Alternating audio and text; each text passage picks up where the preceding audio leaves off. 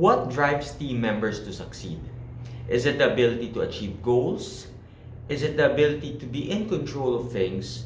Or is it just being with friends? Now, these are the things that we will be talking about in today's session here at Corporate Mechanic.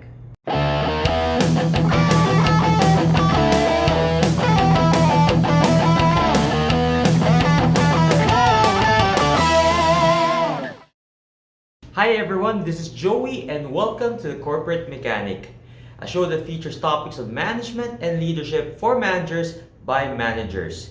Now today we're still in our motivation series and I would like to talk about a simple topic which is known as McClelland's theory of needs. Okay, so this actually is the work by David McClelland. And this was actually taken from or was built upon the concept of Abraham Maslow. Okay, so it comes from there. I'll actually be talking about that in our next session, but today I'd like to talk about the needs theory.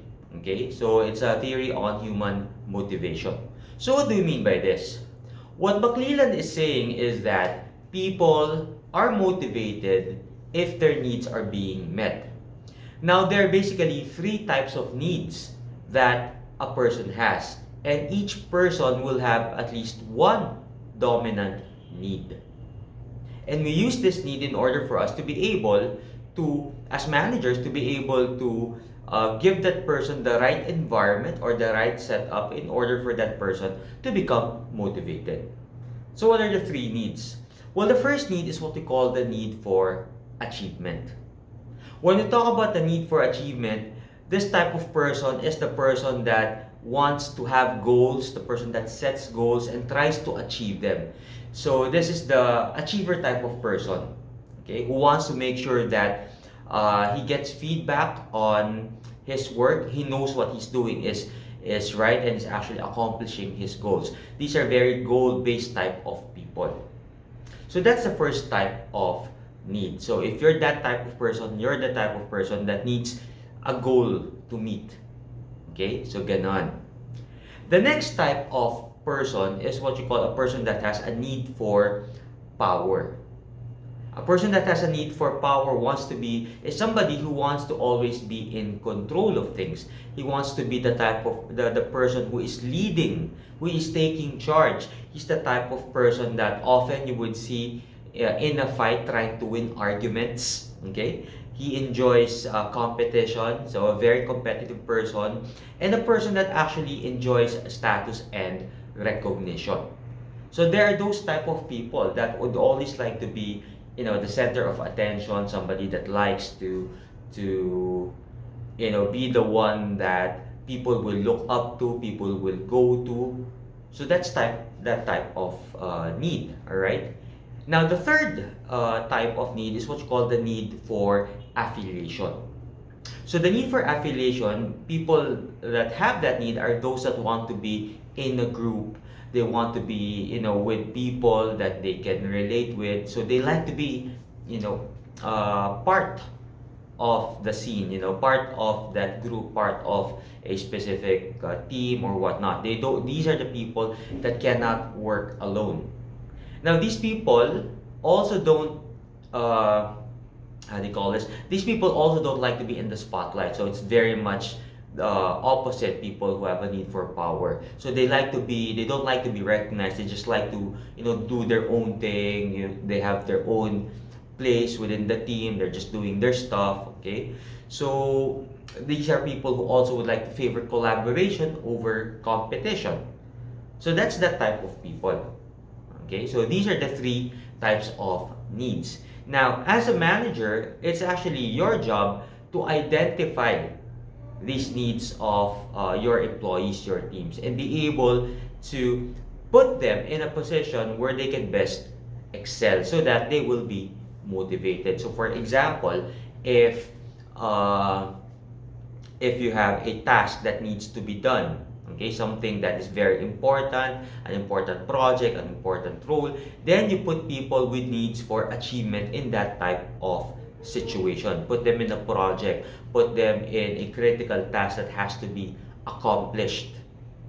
So that's where they will thrive. That's where they will excel. Okay.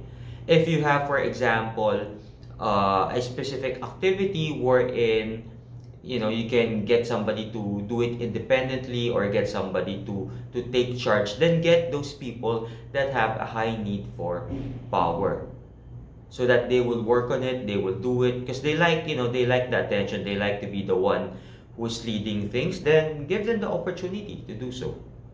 And then lastly, those people who would like to work, people who would like to work at the back, people who do not want all that spotlight and all that. So those are the people that you put there are those that have the need for affiliation. Actually, if you have projects or departments that typically tend to get on each other's nerves, so it's actually a good place to put people that have a high need for affiliation, because typically these are the guys that will try to make the atmosphere a very, how do you call this, a safer atmosphere, an atmosphere where people will try to collaborate, people will try to help one another out, because these people that have a need for affiliation don't like conflict. So they will try to de-escalate any issue as soon as possible. So they will try to make friends with everybody. So that's the perfect place to put these types of people. So that's something that's very important for you as a manager to take note of when you are trying to lead these types of people. Everybody has one of these needs. Okay, you always have a dominant need in these things. So there. Now, one thing that I would like to also point out when it comes to these needs is that these needs actually grow from people based on the influences in their culture and their surroundings. This is actually the reason why you'd probably notice certain organizations that are very achievement centered, certain organizations that are very power centric, they like to be the leaders and all that, certain groups that are just so chill and all. And this is because of the environment. Okay, you adapt these types of needs based on your environment, based on your culture. So you as a leader then now would need to think, okay, what type of environment am I actually building in my organization? Okay, oftentimes your need as the leader will also cascade down to your team, because they will see that in you. Chances are they will mimic that. They will in a way be impacted or be influenced by the way that you act as a leader. All right, so there. So that's McClelland's theory of need. So I do hope that I was able to share something with you guys that you can learn and apply in your organization. Now, if you have any comments, questions, feel free to write that down in our comment section. If you want a topic that you'd like us to talk about, put that in our comment section and we'll try to answer and try to come up with an episode as soon as possible. Okay, please do like and subscribe to our channel and hit on the notification button so that you get notified whenever we have new episodes for you guys. All right, so thank you guys for watching. Stay safe and stay blessed.